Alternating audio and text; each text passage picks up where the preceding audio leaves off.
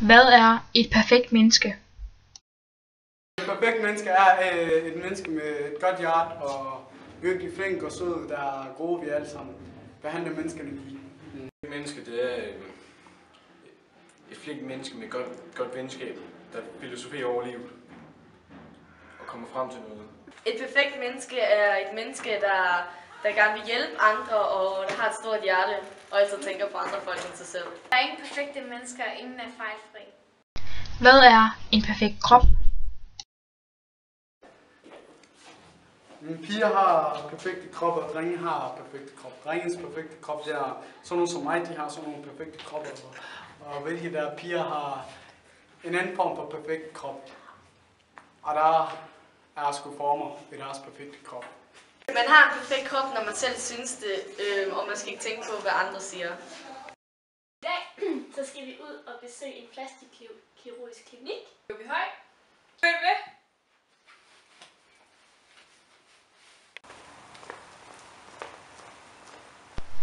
Vi er nu ankommet til Plastikkirurgisk Klinik i Åbyhøj. Jeg hedder Jeanette Glanning, og jeg er kosmetisk behandlingsvejleder, og jeg har arbejdet i branchen i lige knap 30 år. Ja. Hvilke folk kommer her på klinikken? Det er mange forskellige, altså man kan ikke 100% generalisere mere. Det har man kun en gang, men aldersmæssigt er det jo faktisk helt meget unge for omkring de 18, hvor de må starte med at få kosmetiske indgreb, og så er det også op til omkring 77 deromkring, ja. Hvilke operationer bliver der lavet flest af?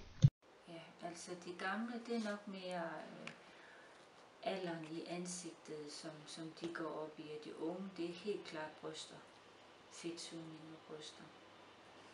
Får folk mere selvtillid efter at have fået lavet en operation? Klart, hvis man har en problematik, man har gået med, som forringer ens livskvalitet i hverdagen, så får man også noget mere selvtillid, når man har fået udført indgrebet. Hvad kan der gå galt?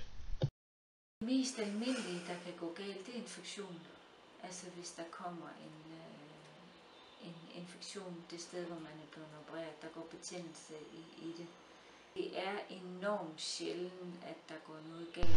Hvad er din holdning til, at folk får plastikoperationer? Vi er et frit land, og vi har lov til at gøre det, vi vil.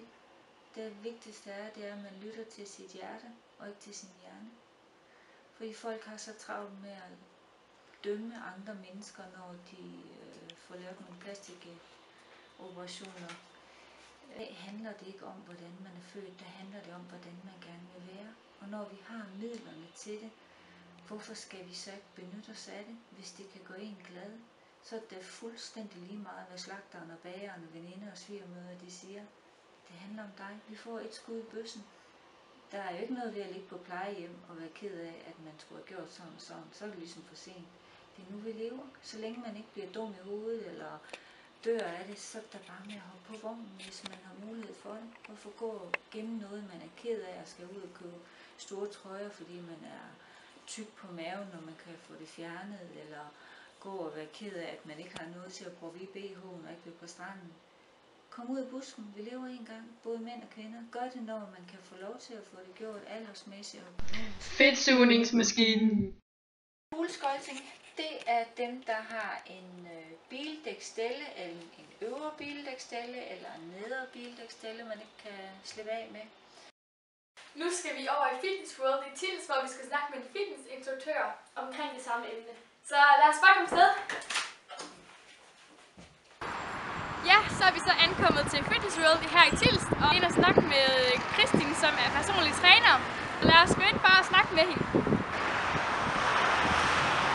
Kristin, jeg kommer fra Island, og jeg har været personlig træner i 3 år.